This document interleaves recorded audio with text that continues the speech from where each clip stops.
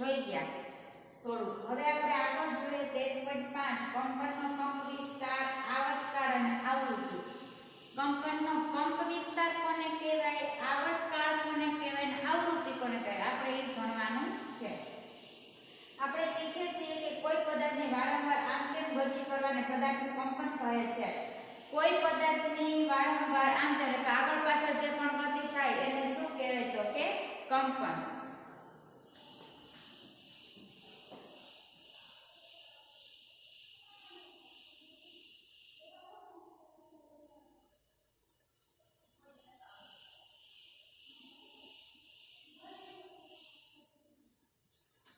ઈ ગતિને શું કહેવાય છે તો કે દોલિત ગતિ પણ કહે છે. ગતિ કેવી ગતિ કહેવાય તો કે દોલિત ગતિ પણ કહેવાય છે. પદાર્થની આગળ પાછળ ને ઉપર નીચે જે પણ ગતિ થાય એને કહેવાય દોલિત ગતિ.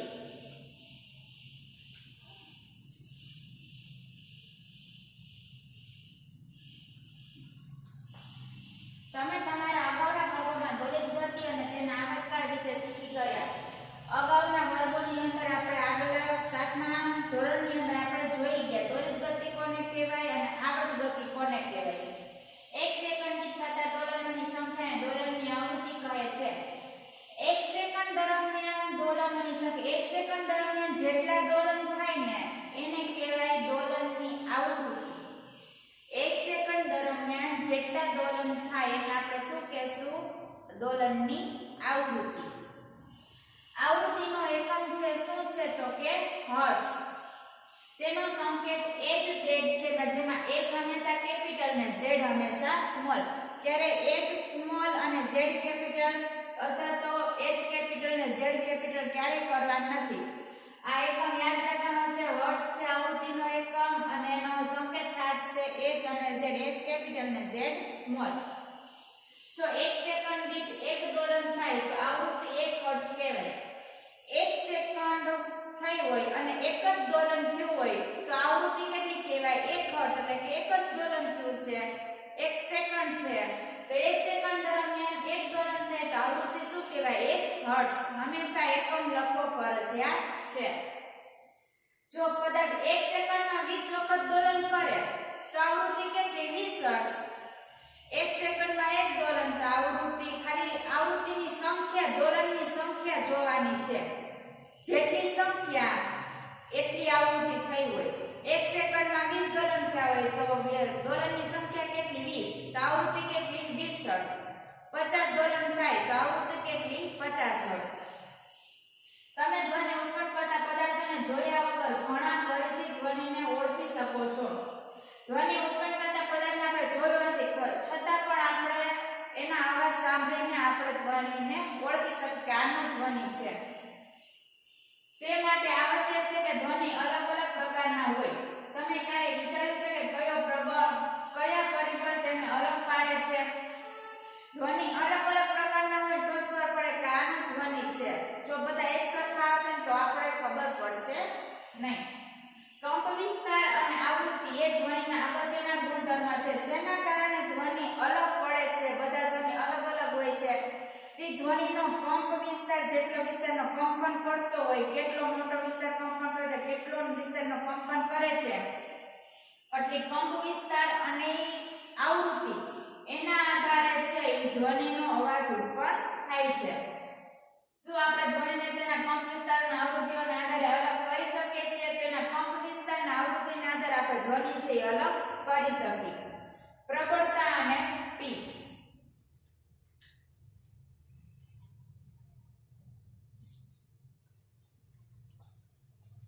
પ્રબળતા અને પીચ એટલે કે તીણાપણું. ધ્વનિ કેટલો ઝીણો છે કેટલો તીણો છે. પ્રબળતા એટલે કે લાઉડનેસ ધ્વનિ કેટલો મોટો છે. પ્રવૃત્તિ 13.11 એક ધાતુનો ગ્લાસ અને એક ટેબલ સ્પૂન લો. એક ધાતુનો ગ્લાસ લેવાનો છે એક ટેબલ સ્પૂન લેવાની છે. ચમચાને ધીમેથી ધાતુના ગ્લાસની ધાર પર અથડાવો. ચમચાને ધીમેથી ધાતુના ગ્લાસ ઉપર મારવાનો છે.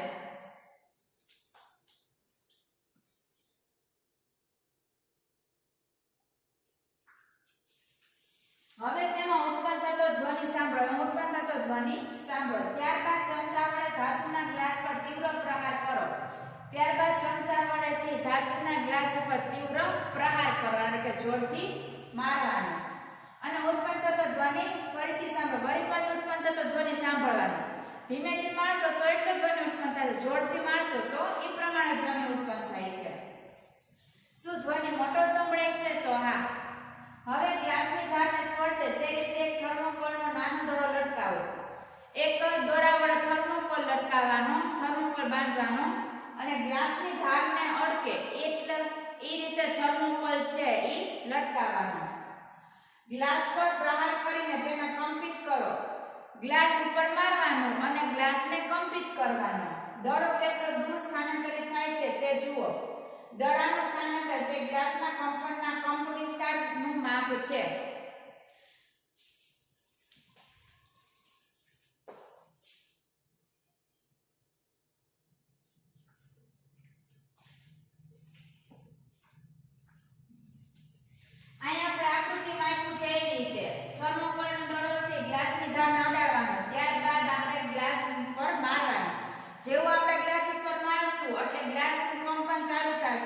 ગ્લાસનું કંપન ચાલુ થાય એટલે કે થર્મોકોલનું પણ કંપન ચાલુ થાય થર્મોકોલ છે એ ગ્લાસથી દૂર જશે થર્મોકોલ જેટલો ગ્લાસથી દૂર ગયો થર્મોકોલ આટલો ગ્લાસથી દૂર ગયો તો આટલો ભાગ શું કહેવાશે ગ્લાસનો કંપ વિસ્તાર એટલો ભાગ શું કહેવાશે તો કે એટલો ભાગ કંપન કરે છે તો કે આ છે ગ્લાસના કંપનનો કંપ વિસ્તાર છે ગ્લાસે કંપન કર્યું તો થર્મોકોલ આટલો દૂર ગયો જેટલો દૂર જાય એટલો વિસ્તાર શું કહેવાશે કંપનનો કંપ વિસ્તાર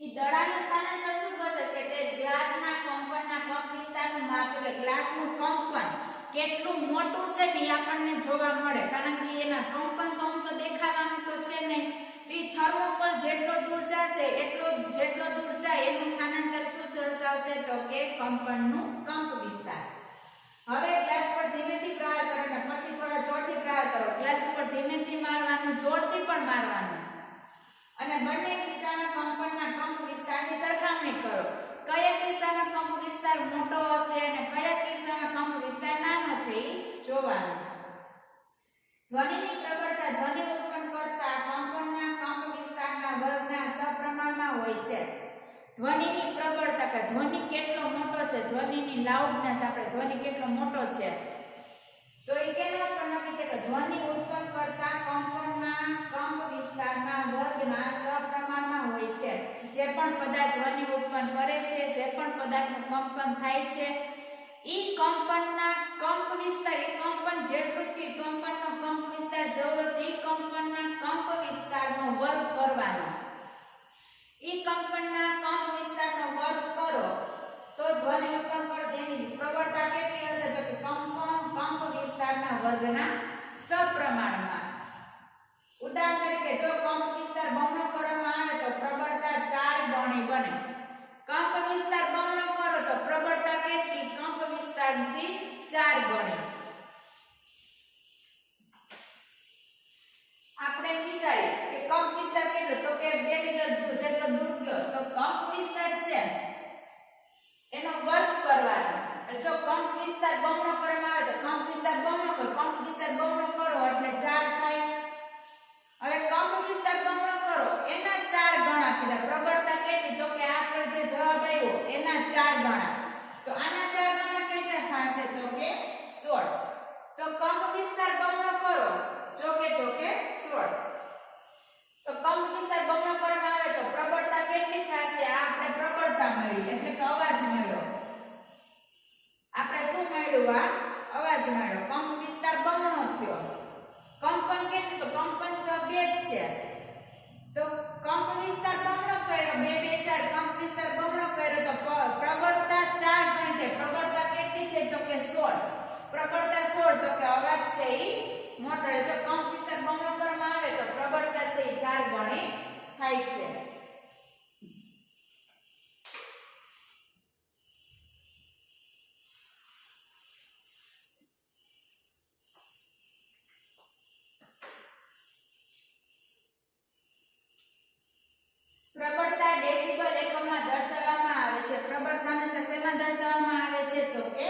ડેસિબલ એકમની અંદર, જેને કહેવાય ડીબી, ડી સ્મોલ અને બી કેપિટલ. આ જ રીતે લખવાનું છે. ડેસિબલ એનું જે એકમ છે શોર્ટમાં આપેલો છે ડી અને બી, ડી કેપિટલ અને બી સ્મોલ. નીચેનું કોષ્ટક જુદા જુદા ઉદ્યોગોમાંથી આવતા ધ્વનિની પ્રબળતાનો ખ્યાલ આપે છે. આપણે ધ્વનિની પ્રબળતા આપેલી છે.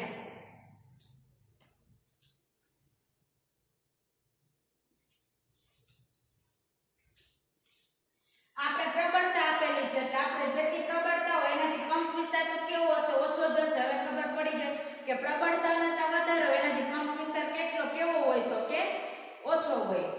સામાન્ય શ્વાસની પ્રબળતા કેટલી તો કે 10 ડેસિબલ જેટલી. ગુસપુસ 5 મીટર સુધીમાં એની પ્રબળતા કેટલી તો કે 30 ડેસિબલ જેટલી. જે આપણે ગુપચુપ કરતા હોય ઈ. સામાન્ય વાતચીત, જે આપણે એકદમ નોર્મલ વાતચીત કરતા એની પ્રબળતા કેટલી તો કે 60 ડેસિબલ જેટલી. વ્યસ્ત ટ્રાફિકની પ્રબળતા કેટલી તો કે 70 ડેસિબલ જેટલી. સરેરાશ ફેક્ટરી, જે ફેક્ટરી તો ફેક્ટરીમાંથી જે અવાજ ઉત્પન્ન થાય તો એની પ્રબળતા કેટલી તો કે 80 ડેસિબલ જેટલી, સૌથી વધારે. 80 ડેસિબલ થી વધારે પ્રબળ ધ્વનિ શારીરિક રીતે કષ્ટદાયક હોય છે. જો 80 ડેસિબલ થી વધારે ધ્વનિ સાંભળવામાં આવે તો ઈ કષ્ટદાયક હોય, સાંભળી શકતા નથી તો કાનને નુકસાન થાય છે.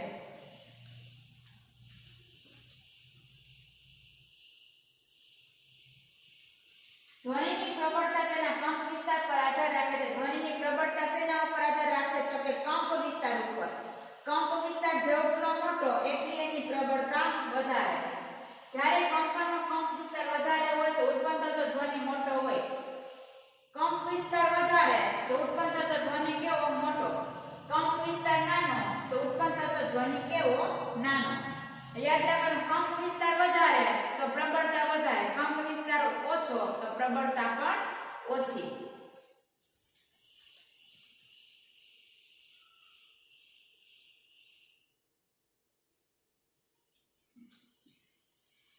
કોઈ બાળકના ધ્વનિની સરખામણી પુખ્ત વ્યક્તિના ધ્વનિ સાથે કરો.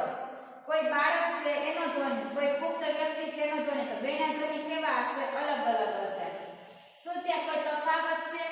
જો બે ધ્વનિ સમાન રીતે જોરથી મોટેથી બોલાયેલ હોય તેમ છતાં તેઓ કેટલીક રીતે જુદા પડે છે.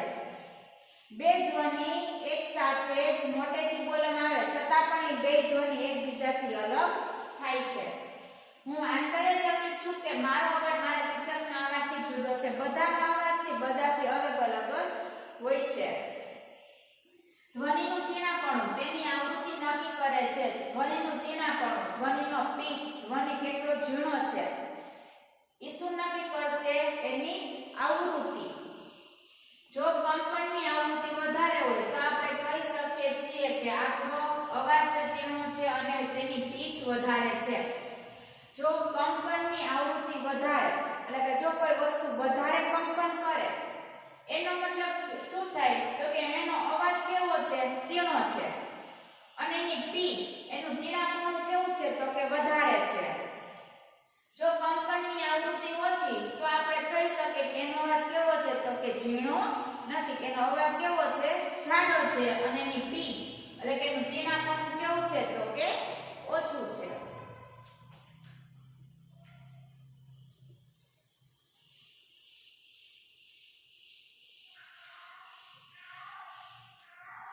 અહીંયા આકૃતિમાં આપેલું છે એક છોકરો ઢોલ વગાડે છે. હવે આ છે ને આપણને એના તરંગ આપ્યા છે. ધ્વનિનો જે કંપન કરતા ભાગ હોય ને તરંગ, પણ આગળ આવ્યું હતું કે તરંગ ધ્વનિના તરંગો અથવા ધ્વનિના કંપન. તો જે આ વસ્તુ છે તરંગ છે, તરંગને આ રીતે દર્શાવવામાં આવે છે. હવે કંપનની આવૃત્તિ વધારે તો અવાજ તીણો. હવે આ આવૃત્તિ છે અથવા આપણે કંપન કહીએ તો કંપન વધારે જોવા મળે છે, તરંગ વધારે જોવા મળે છે. જો તરંગ વધારે જોવા મળે તો અવાજ તીણો. હવે સિસોટી વગાડે છે તો અવાજ કેવો હશે? સિસોટીનો અવાજ તીણો છે, સાવ ઝીણો અવાજ. તો સિસોટીનો અવાજ ઝીણો હોય તો આવૃત્તિ કેવી હોય? તો આવૃત્તિ વધારે હોય. અને એની પીચ પણ કેવી હશે? એની પીચ, એનું તીણાપણું પણ કેવું હશે તો કે વધારે હશે. હવે કંપનની આવૃત્તિ ઓછી, અહીંયા આપણે આવૃત્તિ છે તો કંપનની આવૃત્તિ કેવી દેખાય તો કે ઓછી દેખાય છે. જો આવૃત્તિ ઓછી દેખાય તો અવાજ કેવો હશે? અવાજ મોટો હશે. અને એની પીચ પણ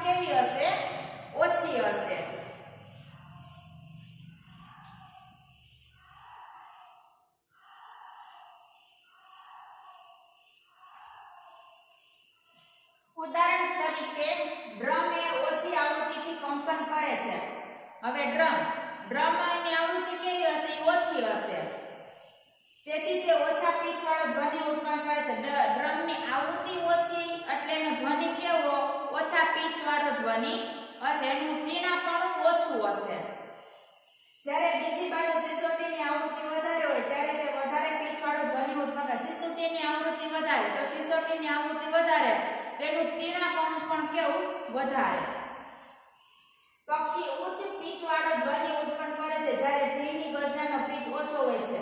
જ્યારે પક્ષી હોય તો પક્ષીનો અવાજ ઝીણો હોય. તો ઝીણો હોવાના મતલબ શું? તો કે પક્ષી છે એની આવૃત્તિ અથવા તેનો પીચ કેવો છે, તીણાપણું કેવું છે? તો કે વધારે છે.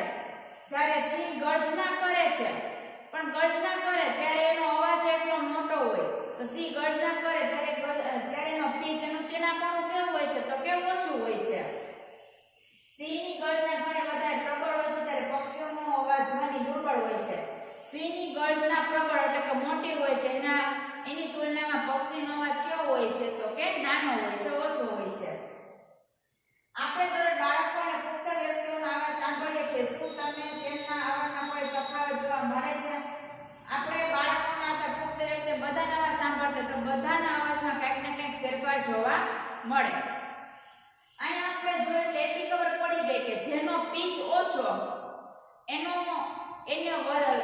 જે અવાજ છે એ વસ્તુનો અવાજ વધારે, અને જેનો પીચ વધારે, જેનું તીણાપણું વધારે એનો અવાજ કેવો? તો કે ઓછો. તો સિંહ ગર્જના કરે તો સિંહની ગર્જનાનો પીચ કેવો છે? તીણાપણું કેવું છે? ઓછું છે. તો સિંહ ગર્જના કરે તો એ ઘણા બધા અંતર સુધી સંભળાય. જ્યારે પક્ષી બોલતા હોય તો પક્ષીનો અવાજ કેવો છે? ઝીણો છે, તે ઘણા બધા અંતર સુધી સંભળાતું નથી. શું તમે કહી શકો છો કે બાળકોના ધ્વનિની આવૃત્તિ પુખ્ત વ્યક્તિના ધ્વનિની આવૃત્તિ કરતા વધારે હોય છે?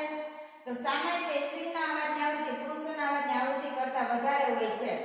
બાળકોના અવાજની આવૃત્તિ છે પુરુષોના અવાજની આવૃત્તિ કરતા કેવી હશે? વધારે હશે. બાળકોનો અવાજ ઝીણો હોય જ્યારે પુરુષોનો અવાજ ઝીણો હોતો નથી. અને સ્ત્રીઓનો અવાજ છે એ ઝીણા હોય છે તો એની પીચ વધારે છે, જ્યારે પુરુષોની પીચ વધારે હોતી નથી.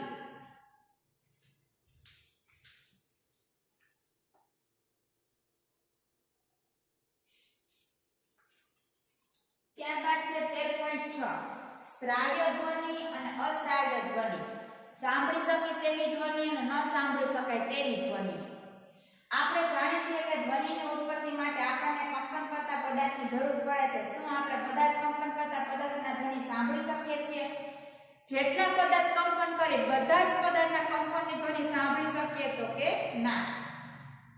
હકીકત એ છે કે 20 કંપન પ્રતિ સેકન્ડ એટલે કે 20 હર્ટ્ઝ કરતા ઓછી આવૃત્તિવાળા ધ્વનિ મનુષ્યના કાન વડે પારખી શકાતા નથી. જો 1 સેકન્ડની અંદર 20 વાર કંપન થતું હોય તો એ ધ્વનિ સાંભળી શકાય, પણ 1 સેકન્ડની અંદર 20 કરતા ઓછા વાર વસ્તુનું કંપન થતું હોય કે 1 સેકન્ડ છે, જ્યારે પણ તમે કોઈ વસ્તુ પર મારો છો ને 1 સેકન્ડની અંદર જો એનું કંપન 5 થયું, એ કંપન 5 થયું તેને કહે 5 હર્ટ્ઝ.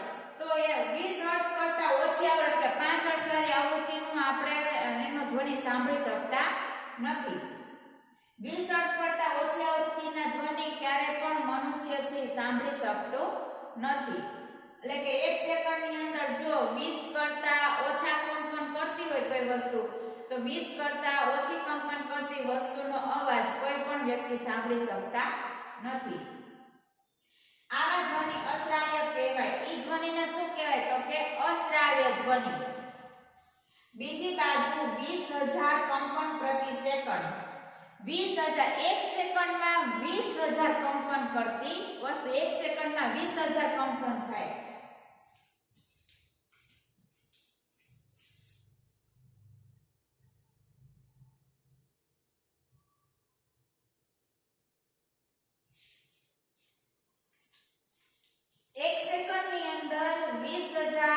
હર્ટ્ઝ પ્રતિ સેકન્ડ. તો 1 સેકન્ડની અંદર 20,000 વાર કંપન થતું હોય તો એના કરતા વધારે આવૃત્તિવાળા ધ્વનિ પણ મનુષ્યના કાન માટે અશ્રાવ્ય છે. તો મનુષ્ય કયા ધ્વનિ સાંભળી શકે? તો મનુષ્ય છે 20 હર્ટ્ઝથી 20,000 હર્ટ્ઝ સુધીના ધ્વનિ. કોઈ પણ વસ્તુ કંપન કરતી હોય તો એ કંપન કેટલું હોવું જોઈએ? 20 હર્ટ્ઝથી 20,000 હર્ટ્ઝ. એટલે એના દોલનની સંખ્યા કેટલી હોવી જોઈએ? 20 થી 20,000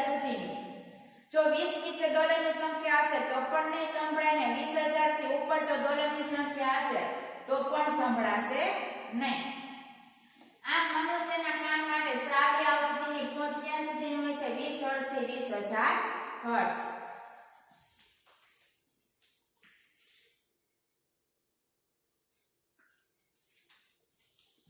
અમુક પ્રાણીઓ 20,000 હર્ટ્ઝથી વધારે આવૃત્તિવાળા ધ્વનિ સાંભળી શકે છે. અમુક પ્રાણી એવા છે કે જે 20,000 હર્ટ્ઝથી ઊંચા 20,000 હર્ટ્ઝથી વધારે આવૃત્તિવાળા ધ્વનિ પણ સાંભળી શકે.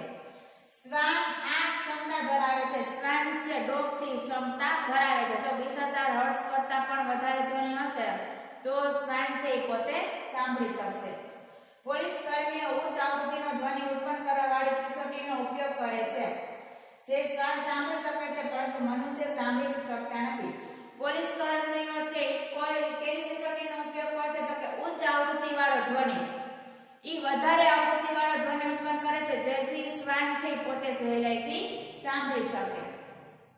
ઘણી તબીબી સમસ્યાઓની તપાસ કરવા અને પગેરું મેળવવા માટે 20,000 હર્ટ્ઝથી ઉચ્ચ આવૃત્તિ પર કાર્ય કરતા અલ્ટ્રાસાઉન્ડ સાધનોથી આપણે પરિચિત છીએ. ઘણી તબીબી સમસ્યાઓ એટલે કે કોઈ પણ ડોક્ટર છે અથવા તો આપણે કોઈ પણ બીમારીની તપાસ કરવા અને પગેરું મેળવવા એટલે કે પૈસા મેળવવા માટે 20,000 હર્ટ્ઝથી ઉચ્ચ આવૃત્તિ પર કાર્ય કરતા અલ્ટ્રાસાઉન્ડ સાધનો પણ જોવા મળે છે. એ લોકો એના ઉપર કાર્ય પણ કરે છે કે જે સાધનની આવૃત્તિ કેટલી હશે તો કે 20,000 હર્ટ્ઝ એના કરતાં પણ વધારે. એવા પણ સાધન છે. એક કેવા સાધન તો અલ્ટ્રાસાઉન્ડ સાધન.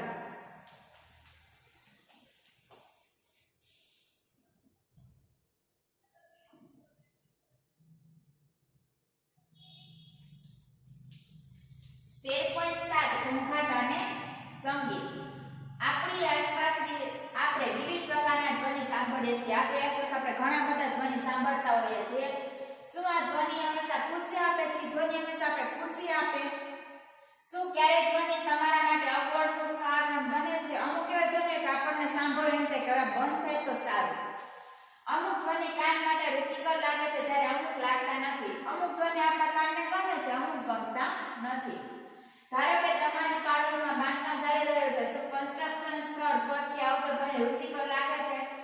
બાજુમાં બાંધકામ ચાલુ હોય ત્યાંથી કાંઈ પણ અવાજ આવતા હોય તો આપણને ગમતા નથી. શું તમે બસ કે ટ્રકના હોર્ન દ્વારા ઉત્પન્ન થતો ધ્વનિ માણો છો? ગમે છે? બસ કે ટ્રકના હોર્ન વાગતા હોય તો એ ધ્વનિ ગમે તો એ પણ ગમતા નથી. આવા અરુચિકર ઘોંઘાટ ધ્વનિને ઘોંઘાટ કહે છે. અરુચિકર કે જે આપણા કાનને પ્રિય નથી કે કાનને અપ્રિય ધ્વનિને શું કહેવાય? ઘોંઘાટ. ક્લાસરૂમમાં જો બધા જ વિદ્યાર્થીઓ એકસાથે બોલે તો ઉત્પન્ન થતો ધ્વનિ શું કહેવાય? ક્લાસની અંદર ઘણીવાર ઘણા એકસાથે બધા બોલતા હોય તો શું કહેવાય? ઘોંઘાટ કરે. દેકારો કહેવાય. દેકારો શું કરે? એમ કહેવાય ઘોંઘાટ. બીજી બાજુ સંગીત વાદ્ય દ્વારા ઉત્પન્ન થતા ધ્વનિને તમે માણો છો. સંગીત વાદ્ય દ્વારા જે પણ ધ્વનિ ઉત્પન્ન થાય એ આપણા કાનને ગમે છે, એ પણ આપણે સાંભળતા હોઈએ. સંગીતનો ધ્વનિ એ કાનને ખુશી આપે છે. સંગીતનો ધ્વનિ છે એ કાનને ખુશી આપે છે, કાનને ગમે છે. હાર્મોનિયમ વડે ઉત્પન્ન થતો ધ્વનિ એ સંગીત ધ્વનિ છે. સિતારનો તાર પણ સંગીત ધ્વનિ આપે છે, પરંતુ જો સંગીત ધ્વનિ પણ બહુ મોટો બને તો તે કર્ણપ્રિય રહેશે. હાર્મોનિયમ વડે જે ધ્વનિ ઉત્પન્ન થાય સંગીત ધ્વનિ છે. સિતાર વડે જે પણ ધ્વનિ ઉત્પન્ન થાય એ પણ સંગીત ધ્વનિ છે. પણ ક્યારેક કોઈ મ્યુઝિક વગાડતું હોય તો બહુ મોટે થતા લાઉડ સ્પીકર વધારે રાખી મ્યુઝિક વગાડે તો શું પછી મ્યુઝિક આપણને ગમે સાંભળવું તો પછી ગમતું નથી, તો એને કહેવાય ઘોંઘાટ.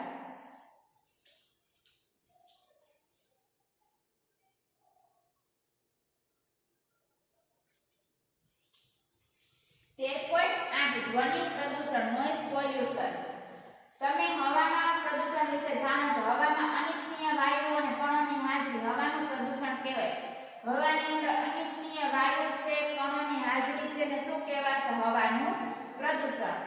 તે જ રીતે પર્યાવરણમાં અતિશય અને અનિચ્છનીય ધ્વનિની હાજરી ધ્વનિનું પ્રદૂષણ કહેવાય છે. પર્યાવરણની અંદર અતિશય અને અનિચ્છનીય ધ્વનિની હાજરી હોય અથવા તો આપણને જેવા સાંભળવું ન ગમતું હોય, બહુ મોટે કહેવા ચાલતા હોય તો એને પણ કહેવાશે ધ્વનિનું પ્રદૂષણ. તમે ધ્વનિ પ્રદૂષણના થોડા સ્ત્રોતોની યાદી બનાવી શકો છો. આપણી આસપાસ કેટલા ધ્વનિ પ્રદૂષણ થાય છે, ઘરમાં કેટલા ધ્વનિ પ્રદૂષણ થાય છે એની યાદી બનાવવાની. મોટે ભાગે ધ્વનિ પ્રદૂષણના મુખ્ય કારણો કયા શેના કારણે ધ્વનિ પ્રદૂષણ થાય તો કે વાહનોના અવાજથી વિસ્ફોટ જેમાં ફટાકડાનું ફૂટવું પણ સામેલ છે જે વિસ્ફોટ થતા બોમ્બ ફૂટતા હતા તો જે ફટાકડા ફૂટતા હોય તેનો પણ અવાજ ગમે નહીં મશીનોના અવાજ હોય લાઉડ સ્પીકર હોય વગેરે ઘરમાં કયા સ્ત્રોત ધ્વનિ ઉત્પન્ન કરે છે કયા સ્ત્રોત ધ્વનિ ઉત્પન્ન કરે તો મોટા અવાજથી ચાલતા ટેલિવિઝન આપણે ટીવી જોતા હોય ને મોટા અવાજથી ચલાવતા હોય તે ધ્વનિ જ કહેવાય ટ્રાન્ઝિસ્ટર રેડિયો જેલા રેડિયો આવે છે હવે એ રેડિયો પણ આપણે જે મોટા અવાજથી વગાડતા હોય ફૂલ રાખી રેડિયો સાંભળતા હોય તો એ પણ ધ્વનિ કહેવાય રસોઈઘર કિચનના થોડા ઉપકરણો કિચનના ઉપકરણો અમુક જે મિક્સર ચાલુ કરતા હોય તેમાં ધ્વનિ વધારે આવે તો એ પણ આપણે એને ઘોંઘાટ કહી શકીએ પછી ત્યારબાદ કોઈ પણ વાસણ નીચે પડતું હોય તો એ પણ આપણે ઘોંઘાટ કહેવાય કુલર એર કન્ડિશનર આ બધા ધ્વનિ પ્રદૂષણના મુખ્ય કારણો છે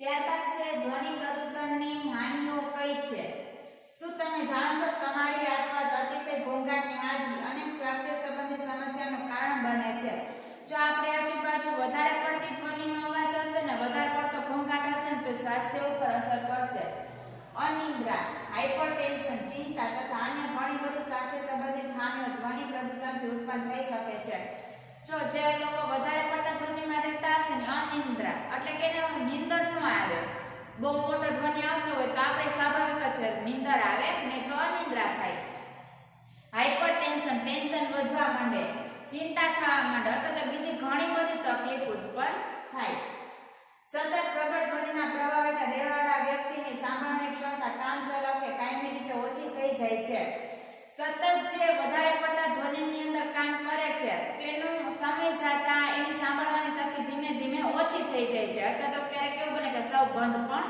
થઈ જાય ધ્વનિ પ્રદૂષણને નિયંત્રણમાં રાખવાના ઉપાયો ધ્વનિ પ્રદૂષણને કઈ રીતે નિયંત્રણમાં રાખવું કઈ રીતે ધ્વનિને ઘટાડવું ઘોંઘાટને નિયંત્રણમાં રાખવા માટે આપણે ઘોંઘાટના સ્ત્રોતો પર નિયંત્રણ રાખવું જોઈએ ઘોંઘાટને નિયંત્રણ રાખવું હોય તો જે વસ્તુ ઘોંઘાટ કરતી હોય ને એને ઓછી કરવી જોઈએ આ ઘોંઘાટ નિયંત્રણ કેવી રીતે કરી શકાય છે આ માટે હવાઈ જહાજના એન્જિનો પરિવહનના વાહનો ઔદ્યોગિક મશીનો અને ઘરેલુ ઉપકરણોમાં સાયલેન્સર લગાડવા જોઈએ સાયલેન્સર વસ્તુ સાયલેન્સર લગાડવાથી જે કોઈ પણ વસ્તુનો અવાજ આવતો હોય તો અવાજ બંધ થઈ જાય તમે કઈ ટીવીમાં જોયું હોય તો કે જે ગન હોય ગનના સાયલેન્સર લગાડ્યું હતું તો જ્યારે પણ ગન ચલાવવામાં આવે તો પછી ગનનો અવાજ આવતો નથી એવી જ રીતે સાયલેન્સરથી બધી વસ્તુમાં લગાડવામાં આવે તે વસ્તુના પછી અવાજ આવતા નથી જેમ કે હવાઈ જહાજના એન્જિન હોય પરિવહનના ટૂંકમાં અવરજવરના વાહનો હોય ઔદ્યોગિક મશીન હોય ઘરેલું સાધન હોય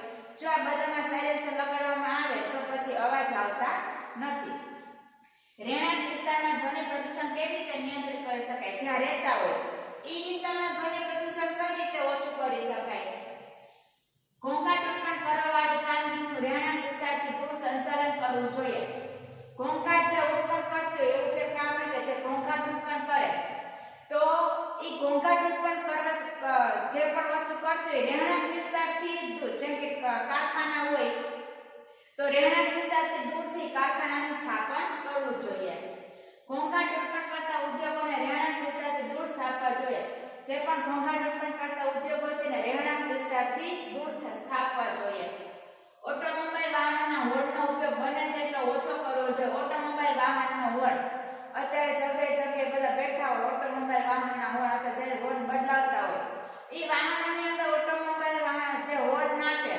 તે હોર્નનો અવાજ ખૂબ જ મોટો આવે છે તે એવા હોર્નનો ઉપયોગ છે એ ઓછો કરવો ટેલિવિઝન અને મ્યુઝિક સિસ્ટમ ધીમા અવાજે ચલાવવા જોઈએ જે આપણે ઘરે ટીવી જોતા હતા તો મ્યુઝિક સાંભળતા હોઈએ તો ધીમા અવાજે સાંભળવા જોઈએ ધ્વનિ પ્રદૂષણની હાનિકારક અસર ઓછી કરવા માટે રસ્તાઓની ઇમારતોની આસપાસ વૃક્ષો વાવવા જોઈએ ધ્વનિ પ્રદૂષણની જે હાનિકારક અસર છે ઓછી કરવા માટે જે પણ રહેતા હોય અથવા તો જે રસ્તાઓ ઇમારતોની આજુબાજુ વૃક્ષો વાવવા જોઈએ વૃક્ષો વાવવાથી શું થશે તો વૃક્ષો છે પોતે ઘોંઘાટને શોષી લેશે વૃક્ષો ઘોંઘાટને શોષી લેવાના કારણે પછી રહેણાંક વિસ્તાર સુધી અવાજ પહોંચતો નથી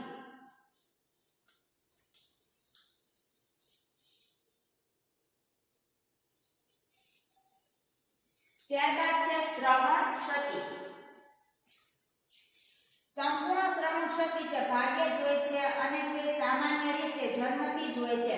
સંપૂર્ણ શ્રવણ ક્ષતિ એટલે કે સાંભળવાની ખામી, ક્ષતિ એટલે કે ખામી. જે સાંભળવાની ખામી છે ભાગ્યે જ હોય છે અને જન્મથી હોય છે. આંશિક અશક્યતા સામાન્ય રીતે કોઈ બીમારી, ઈજા કે ઉંમરને કારણે હોય છે. એવું બની શકે આંશિક રીતે કે કોઈ બીમારી હોય, કોઈ ઈજા થઈ હોય અથવા તો ઉંમર થઈ ગઈ હોય તો પણ પછી સાંભળી શકે નહીં. સાંભળવાની ક્ષમતા ઓછી હોય તેવા બાળકોને ખાસ દેખભાળની જરૂર પડે છે. જે લોકો સાંભળી નથી શકતા તેને કંઈક ખાસ દેખભાળની જરૂર પડે.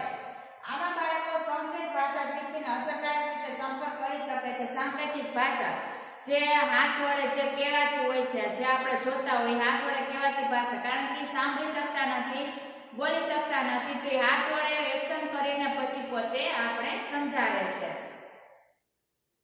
કારણ કે બોલવાની ક્રિયા એ સાંભળવાની ક્રિયાના પરિણામ સ્વરૂપે વિકસે છે. એટલે કે જે સાંભળી નથી શકતી એ બોલી પણ ન શકે, જે બોલી નથી શકતી એ સાંભળી પણ ન શકે.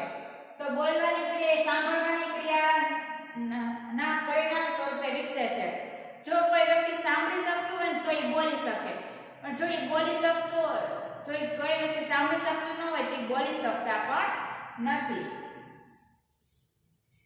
તેથી શ્રવણ અસમતાને લીધે પીડાતા બાળકોની બોલવાની શક્તિ પણ દોષપૂર્ણ હોઈ શકે છે, કારણ કે સાંભળી નથી શકતા તો બોલી પણ નથી શકતા. પ્રાદ્યોગિક સાધનોએ શ્રવણ ક્ષતિગ્રસ્ત વ્યક્તિઓના જીવનની ગુણવત્તામાં સુધારાને શક્ય બનાવી દીધું છે. અત્યારે જે ટેકનોલોજીકલ જે પણ કઈ સાધન આવ્યા છે તો કે ટેકનોલોજીના સાધનોએ જે પણ લોકો સાંભળી નથી શકતા એ ક્ષતિગ્રસ્ત વ્યક્તિઓના જીવનની અંદર કંઈક સુધારો લાવ્યો છે. શ્રવણ ક્ષતિગ્રસ્ત વ્યક્તિઓની રહેણી-કહેણીની વ્યવસ્થામાં સુધારો કરવા માટે સમાજ ઘણું બધું કરી રહી છે. જે લોકો સાંભળી નથી શકતા એ લોકો વ્યવસ્થિત રહી શકે, ભણી શકે, એના માટે સમાજ ઘણું બધું કરે છે. અહીંયા આપણું ચેપ્ટર 13 છે એ પૂર્ણ થાય છે.